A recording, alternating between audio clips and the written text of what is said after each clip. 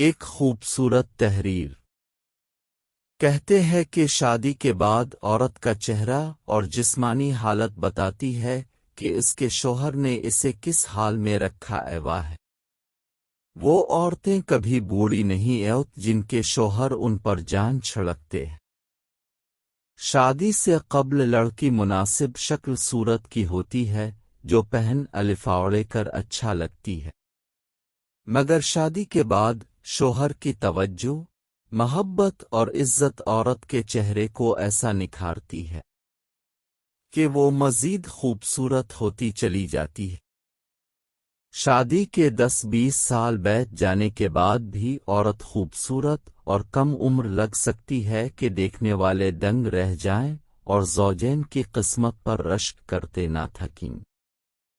لوگ ہمیشہ عورت کو الزام دیتے ہیں کہ وہ اپنا خیال نہیں رکھتی، جس کا شوہر ہی اسے عزت و اہمیت نہ دیتا ہو تو وہ بھلا کس کے لیے سجے سنورے۔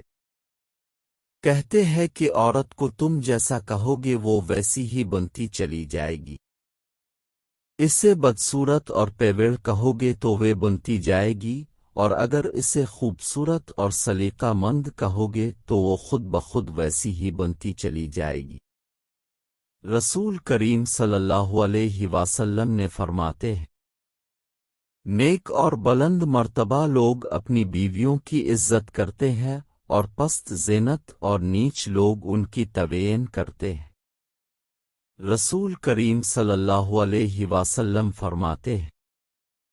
تم میں سب سے بہتر شخص وہ ہے جو اپنی عورت کے ساتھ سب سے بہتر سلوک کرے۔ ڈاکٹر علی شریعتی کہتے ہیں کہ گر پر کی میں ہوتی تو ہوتی، گر چوپائے کی میں کیتی تو یر ہوتی، گر مکو کی میں کیتی تو تتلی ہوتی،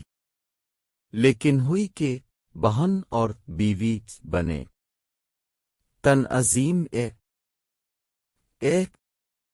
ان تک کے پیو آسی زی اور تائے اور ناسی تائے تو خاک کے اوتمے کے گئی ایک اپنی میں آس کو جگہ، ایک اپنی بچپن میں کے کت کے لتے نی میں ہر کا ماں کا کرتی ہے